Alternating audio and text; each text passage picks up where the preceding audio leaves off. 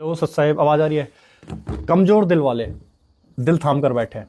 यह वीडियो समाज को जागरूक करने के उद्देश्य से बनाई जा रही है। कोई भी किसी की आस्था को ठेस पहुंचाना हमारा उद्देश्य नहीं है, ना ही किसी देवी देवता या धर्म या जाति विशेष किसी व्यक्ति की निंदा करना हमारा उद्देश्य है।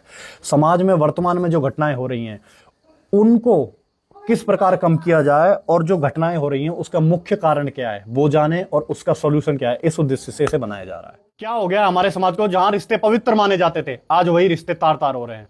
सब कहीं मामी भांजे भाग गए। तो ये एक खबर नहीं है, ये उस समाज का आईना है जो अंदर ही अंदर सड़ रहा है और हमें उस आईने को साफ करने की जरूरत है। हमें अपने उस समाज को स्वच्छ करने की जरूरत है। लेकिन सवाल यह है कि दिन प्रतिदिन ये घटनाएं बढ़ क्यों रही हैं। कहीं ऐसा तो नहीं जिसको हम देख रहे हैं सुन रहे हैं उसी को सच मानकर अपनाते जा रहे हैं। कुछ हमारे धर्मगुरु भी ऐसे हैं, जैसे प्रेमानंद जी महाराज हो गए या देवकीनंदन ठाकुर हो गए, वही इस कलंकित रिश्ते को बढ़ावा दे रहे हैं। आज जहां पर आपको देखने को मिलता है कि एक पति के साथ उसकी पत्नी का नाम लिया जाना चाहिए, वहीं पर प्रेमानंद जी जैसे पाखंडी उस पति की गैल उसकी मामी का नाम जोड़ रहे हैं और समाज भी बड़ा खुश होकर राधे राधे कृष्ण जी के साथ कर रहा है, क्योंकि श्री कृष्ण जी ने भी इस रिश्ते को कलंकित किया था। उन्होंने भी अपनी मामी के साथ अवैध रिश्ते बनाए थे। अगर किसी से कोई गलती भी हो जाती है, श्री कृष्ण जी ने भी गलती करी जो अपने रिश्ते को कलंकित करा। उनकी माता जी के सगे भ्राता से उनका ब्याह हुआ था। अगर आज प्रेमानंद जी चाहते तो हमारे समाज को इस अंधकार में ना झोंकते, जो खुद मामी भांजे के रिश्ते को बढ़ चढ़ के बढ़ावा दे रहे हैं। जहां भी देखेंगे राधे राधे कृष्ण राधे राधे जोड़ा जा रहा है उनका नाम। अगर जोड़ना है तो उनकी पत्नी का नाम लो ना भाई, रुक्मिणी का लो।